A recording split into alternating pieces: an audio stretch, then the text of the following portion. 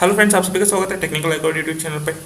तो पिछले वीडियो के अंदर हमने देखा था इनहेरिटेंस क्या होता है और इनहेरिटेंस का जो टाइप्स होते हैं वो कौन कौन से होते हैं, जो हम एक इंट्रोडक्शन देखे थे। तो इस वीडियो के अंदर हम देखेंगे सिंगल इनहेरिटेंस क्या होता है और इसके बाद इसके और सिंगल इनहेरिटेंस का एक हम प्रोग्राम भी देखेंगे। ठीक है, तो बिना देरी करते हुए चलिए शुरू करते हैं।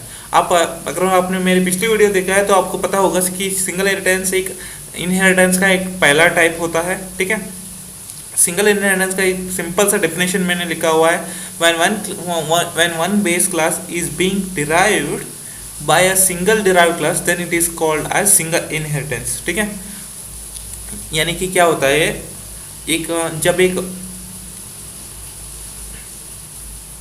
जब एक क्लास दूसरे क्लास को इनहेरिट करता है, उसके प्रॉपर्टीज को एक्सेस करता है, तो उसको कहा जाता है सिंगल इनहेरिटेंस। यानी कि सिर्फ एक क्लास, ठीक है, मैं एक ही क्लास की बात कर रहा हूँ, यानी कि एक क्लास और दूसरे क्लास को इनहेरिट करता है, उसको कहा जाता है सिंगल इनहेरिटेंस। अगर मैं ये सिंपल का मतलब से मैंने आसानी से आपको समझा दिया। देखिए यहाँ पे सबसे पहले यहाँ पे क्या है, क्लास बी है और यहाँ पे क्लास क्या है, क्लास ए है। तो क्या क्लास बी क्या कर रहा है, तो क्लास ए के सारे जो प्रॉपर्टीज है, जो रिसोर्सेस है, उनको एक्सेस कर पा रहा है। ठीक है, इसी को कहा जाता है सिंगल इनहेरिटेंस। ठीक है, और कौन कौन से प्रॉपर्टीज आप कह सकते हो, जैसे कि डेटा मेंबर्स हो सकते हो, या फिर मेंबर फंक्शंस को हो सकते हो, या फिर कुछ भी हो सकता है। ठीक है, जो ए के अंदर जो प्रॉपर्टीज होती है, जो रिसोर्सेस होते हैं, जो फीचर्स होते हैं, वो हम क्या कर रहे हैं, बी क्लास के अंदर हम यूज कर सकते हैं। ठीक है, इसी को कहा जाता है इनहेरिटेंस, सिंगल इनहेरिटेंस, यानी एक ही क्लास से इनहेरिटेंस करना। ठीक है, यहाँ पे क्या कर रहे हैं, बी एक ही क्लास है और ए क्या है, ए भी एक ही क्लास है, तो एक ही क्लास इनहेरिट कर रहा है। ठीक है, तब एक को कहा जाता है पेरेंट क्लास। ठीक है, अब तब है, और बी को कहा जाता है चाइल्ड क्लास। ठीक है, हालांकि और भी नाम है। ठीक है, तो ए क्या है, इनहेरिटेड हो रहा है, और बी क्या है, कर रहा है, इनहेरिट कर रहा है। ठीक है, यानी कि बी क्या है, क्लास ए का जो फीचर्स होता है वो खुद के क्लास के अंदर यूज कर पा रहा है, तो इसको कहा जाता है सिंगल इनहेरिटेंस। आपको यहाँ पे ध्यान में रखना है, सिर्फ एक ही क्लास होना चाहिए, पेरेंट क्लास एक और चाइल्ड क्लास एक। और क्या है, चाइल्ड क्लास पेरेंट क्लास का जो फीचर्स है उसे एक्सेस कर पा रहा है, तो इसको कहा जाता है सिंगल इनहेरिटेंस। तो चलिए इसके रिलेटेड हम एक प्रोग्राम देख लेते हैं। तो मैंने इस प्रोग्राम को ऑलरेडी लिख करके रखा है, तो चलिए मैं इसको एक्सप्लेन करता हूँ। सिंगल इनहेरिटेंस मैंने यहाँ पे कमेंट पे लिखा हुआ है। ठीक है, तो यूजर से इनपुट लेने के लिए हम क्या करें, स्कैनर क्लास का यूज करें। तो स्कैनर क्लास के कौन से पैकेज के अंदर होता है, यूटिल पैकेज के अंदर होता है, तो हम क्या करें, यूटिल पैकेज को इंपोर्ट कर रहे हैं। ठीक है, तो यहाँ पे सबसे पहले मैंने क्लास ए बनाया है। ठीक है, क्लास ए के अंदर मैंने क्या किया हुआ है, दो वेरिएबल्स को डिक्लेयर किया है of integer type A and B. ठीक है, अब इनपुट नाम के फंक्शन के अंदर, ठीक है, हमने या फिर मेथड के अंदर हम क्या कर रहे हैं, एससी नाम का एक ऑब्जेक्ट बना रहे हैं। ठीक है, यूजिंग स्कैनर क्लास। ठीक है, तो हम क्या करें, एक स्टेटमेंट पास करें, एंटर फर्स्ट नंबर, और through object SC and next int एक मेथड है जो कि स्कैनर क्लास के अंदर रहता है। तो through object and next int method से हम क्या करें, यूजर से इनपुट ले रहे हैं, और वो इनपुट कहाँ पे जाके स्टोर होगा, ए के अंदर जाके स्टोर होगा। ठीक है, अब एक और स्टेटमेंट पास करें, एंटर सेकेंड नंबर। ठीक है, तो अब क्या हो रहा है बेसिकली, तो एंटर सेकेंड नंबर, तो हमें यूजर से इनपुट लेना पड़ेगा सेकेंड नंबर। तो through object and next int method हम क्या करें, यूजर से इनपुट सेकेंड इनपुट लेना, और कहाँ पे जाके स्टोर होगा, बी के अंदर जाके स्टोर होगा। ठीक है, तो उसके बाद हम क्या कर रहे हैं, एक और मेथड बना रहे हैं ऐड फंक्शन का। ठीक है, उसके अंदर हम क्या करें, उसके अंदर से एक सिंपल सा स्टेटमेंट पास कर रहे हैं जो जिसका नाम है एडिशन। ठीक है, एडिशन, और ये जो कि ए प्लस बी हमने जो कुछ पे एडअप करके हम क्या करें, प्रिंट कर रहे हैं। ठीक है, इस फंक्शन के अंदर। तो ये क्या हुआ इस क्लास के अंदर, हम बेसिकली एक यूजर से इनपुट ले रहे हैं, या दो इनपुट ले रहे हैं, और हम उसको एडिशन करके प्रिंट करा रहे हैं, तो इस क्लास के अंदर, ए क्लास के अंदर। ठीक है, तो अब एक और क्लास बनाया है हमने जिसका नाम है क्लास बी, और उसके बाद मैंने लिखा हुआ है एक्सटेंस ए। तो इस एक्सटेंस का मतलब क्या होता है, बी क्लास क्या कर रहा है, इनहेरिट कर रहा है क्लास ए को, यानी कि ए क्लास के अंदर जो भी कुछ भी प्रॉपर्टीज है, यानी ऐड फंक्शन हो गया। ठीक है, और कौन कौन से फंक्शंस है, ऐड फंक्शन हो गया, इनपुट फंक्शन हो गया, या फिर डेटा मेंबर्स है ए एंड बी, तो सब कुछ क्या कर रहा है, इनहेरिट कर रहा है। यानी बी के अंदर भी हम बी क्लास से ए क्लास के अंदर जो कुछ भी फीचर्स हैं या फिर प्रॉपर्टीज हैं, रिसोर्सेज हैं, हम इसको यूज कर सकते हैं। ठीक हो, इसीलिए हमने यहाँ क्या लिखा हुआ है, एक्सटेंस लिखा हुआ है, ठीक है। तो क्लास बी क्या कर रहा है, एक्सटेंस कर रहा है ए को, ए क्लास ए को, एक्सटेंस यानी इनहेरिट कर रहा है, ठीक है। तो एक स्पेसिफिक कीवर्ड है एक्सटेंस जो कि हमें लिखना जरूरी है, ठीक है।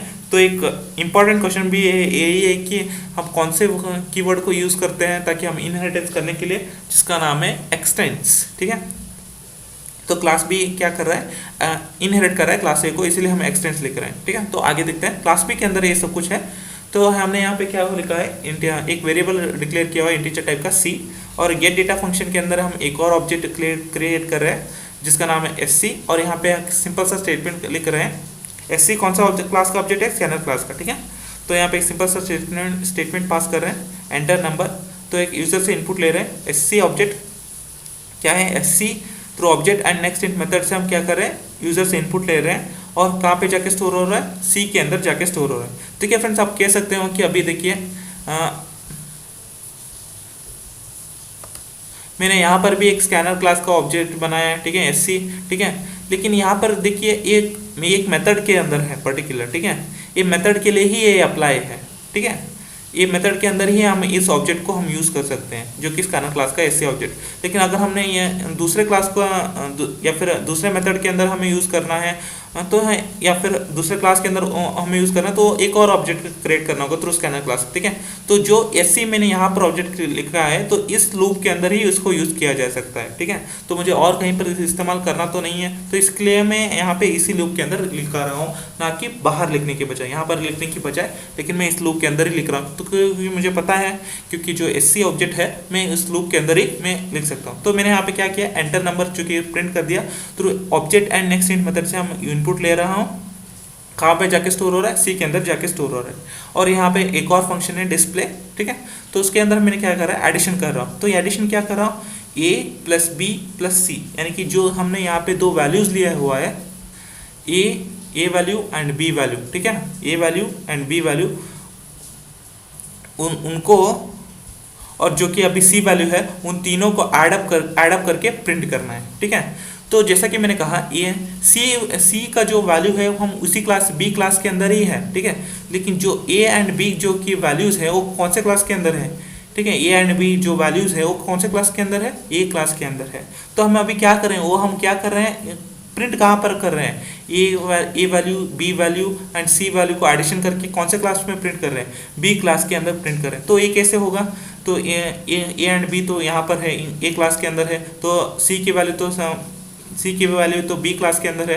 तो हम क्या कर रहे हैं, ए वैल्यू और बी वैल्यू को जो इसके प्रॉपर्टीज होते हैं एक्सटेंड कर रहे हैं ए क्लास से, ठीक है, ए क्लास के अंदर।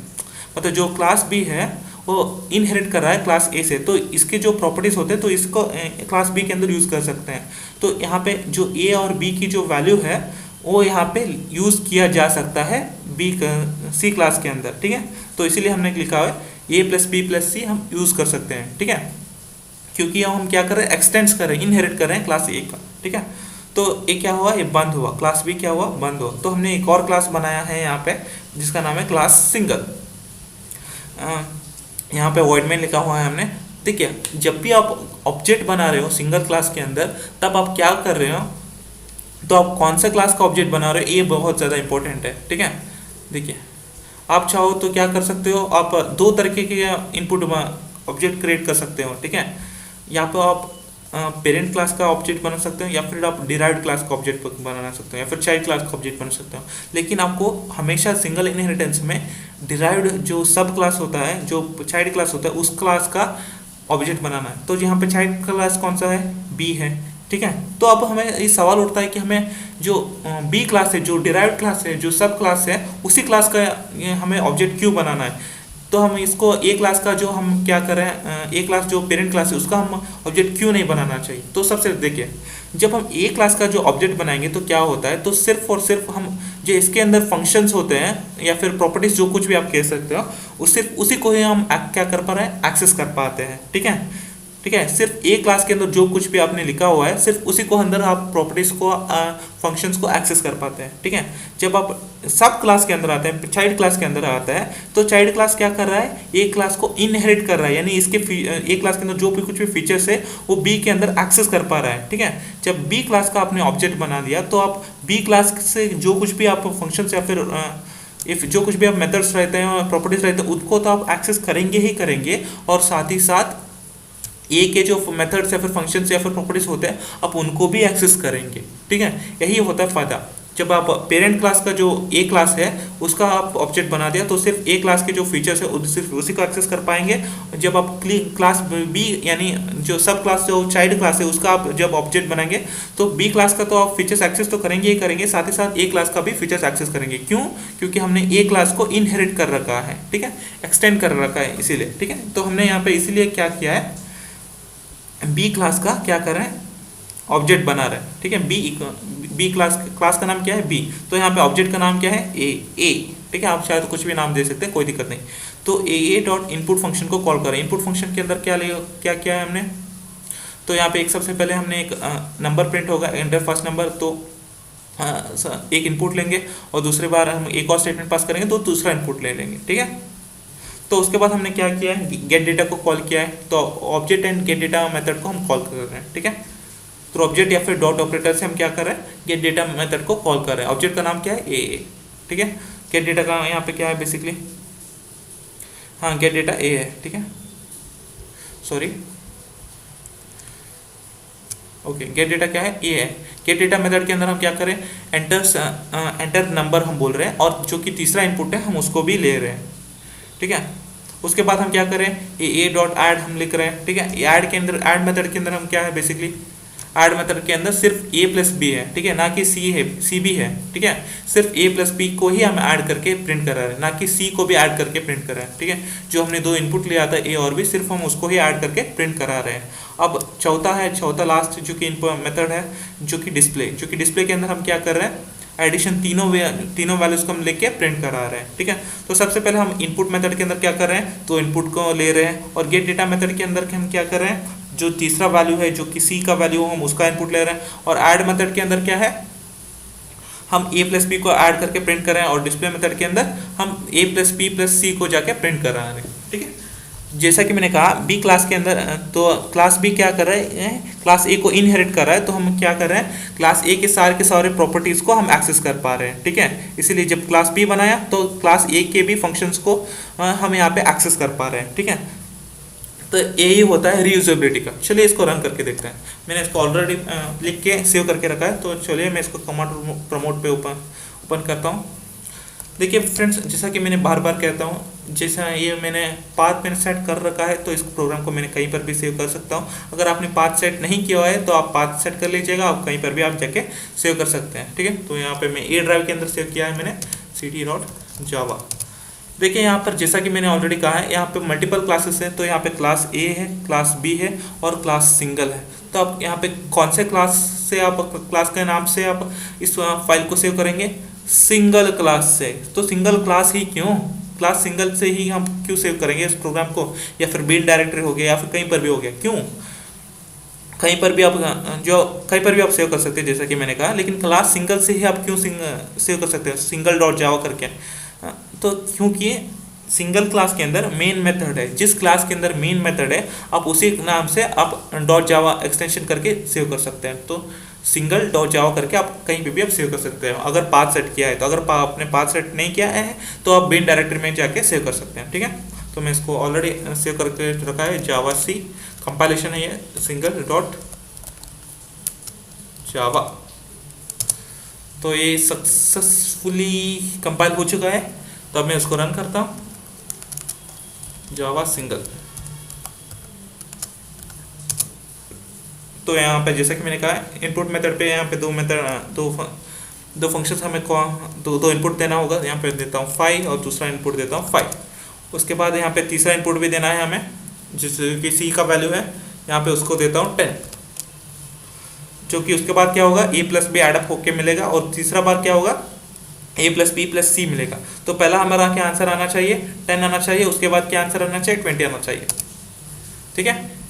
तो सबसे पहले ए प्लस बी कितना हुआ, 10 हुआ, ठीक है, 5 + 5 10, और उसके बाद तीसरा जो कि 10 20 कैसे आ गया, ए प्लस बी प्लस सी, 5 + 5 + 10 कितना हुआ, 20 हुआ। तो इस तरह से होता है। तो देखिए फ्रेंड्स, अगर मैंने यहाँ पे जैसा कि मैंने कहा कि यहाँ पे मैंने क्या कर दिया, तो बेसिकली यहाँ पे मैंने क्या क्या किया हुआ है, बी क्लास का जो कि ऑब्जेक्ट बनाया। अगर मैं ए क्लास का ऑब्जेक्ट बनाता हूँ तो क्या होता है, तो ये भी मैं करके दिखाता हूँ। तो यहाँ पे मैं इसको बी हटा के क्या करता हूँ, ए कर देता हूँ। क्या आ जाएगा, एरर आ जाएगा, देख लीजिए। क्यों एरर आ जाएगा, क्योंकि ए, अगर मैंने क्लास ए बनाया है तो ए क्लास तो बी को इनहेरिट नहीं कर रहा है, ठीक है। तो ये सिर्फ ए क्लास के अंदर ही जो कुछ भी प्रॉपर्टीज है मैं उसको एक्सेस कर पाऊंगा, जैसे कि इनपुट हो गया, ऐड फंक्शन हो गया, सिर्फ इन दोनों को प्रॉपर्टीज को ही मैं एक्सेस कर पाऊंगा, ठीक है। तो यहाँ पे मैंने इनपुट हो गया, ऐड फंक्शन हो गया, इन दोनों प्रॉपर्टीज को ही एक्सेस कर पाऊंगा। लेकिन एक गेट डेटा और डिस्प्ले क्या है, बी क्लास बी के अंदर है, तो इसको मैं एक्सेस नहीं कर पाऊंगा। लेकिन यहाँ पे है वो, इसलिए क्या होगा, एरर दिखाएगा। चलो इसको भी कंपाइल करके देख लेते हैं। मैंने सेव किया तो मैं कंपाइल करूंगा, देखिए एरर दिखा रहा है। क्यों, क्योंकि ये इनहेरिट का, क्योंकि ये दोनों क्या है, बी क्लास के अंदर है। तो मैं इसको, अगर मैं इसको निकाल दूं या फिर मैं कंपाइल कर दूं इसको, गेट डेटा और डिस्प्ले को, तो क्या होता है, ये रन कर जाता है। क्यों, क्योंकि हम सिर्फ ए क्लास के ही क्या प्रॉपर्टीज को एक्सेस कर पा रहे हैं, ठीक है। तो ये कोई दिक्कत नहीं है। तो ये इनपुट और ऐड मेथड क्या है, बेसिकली ये क्लास के ए के अंदर ही है इनपुट, और ए ऐड क्या है, ये क्लास के ए के अंदर ही है। तो इसको हम एक्सेस कर, इसको हम रन कर सकते हैं, कोई दिक्कत नहीं। तो इसको चलिए रन करके देखते हैं। तो इनपुट के अंदर क्या है, बेसिकली 2 इनपुट ले रहे हैं, और ऐड के अंदर क्या करें, ए प्लस बी करके प्रिंट करा रहे हैं। तो सबसे पहले मैंने इसको सेव किया और जावा कंपाइल किया, तो ये सक्सेसफुली कंपाइल भी हो गया। तो अब मैं इसको रन करता हूँ। तो एंटर फर्स्ट नंबर 5 और यहाँ पे 25 का देता हूँ, एंटर सेकंड नंबर। तो 25 + 5 कितना हुआ, 30 हुआ, और ये 30 क्या है, आंसर है, ठीक है। तो अब मैं इसको हटा देता हूँ फिलहाल के लिए। तो मुझे आपको समझ आ चुका होगा कि आप क्या क्या क्या कर सकते हैं। तो मैं इसको फिर से बी कर देता हूँ। तो अब आपको समझ आ चुका होगा क्यों आपको वो बी क्लास का जो डिराइव्ड क्लास है, जो सब क्लास है, उसका ही आप क्यों करना है। क्योंकि आप जो इनहेरिट, जो क्लास ए है, जो इनहेरिटेड है, उसका भी आप क्या कर सकते हो, प्रॉपर्टीज को इनहेरिट कर सकते हो, यूज कर सकते हो, जो करंट क्लास से, ठीक है। करंट क्लास के अंदर जो प्री एग्जिस्टिंग क्लास का है जो प्रॉपर्टीज होता है, उसको भी आप करंट क्लास में यूज कर सकते हो। यही होता है सिंगल इनहेरिटेंस कॉन्सेप्ट के में, यही होता है रीयूजेबिलिटी। तो मुझे उम्मीद है फ्रेंड्स, आपको सिंगल इनहेरिटेंस के बारे में आपको बहुत कुछ नॉलेज मिला, और आपको समझ भी आया प्रोग्राम कैसे लिखना है, कैसे वर्क होता है, ठीक है। तो इस वीडियो को एक लाइक जरूर करें और चैनल को सब्सक्राइब जरूर करें और बेल आइकन भी जरूर दबाएं। मिलते हैं अगले वीडियो में, till then take care, bye bye.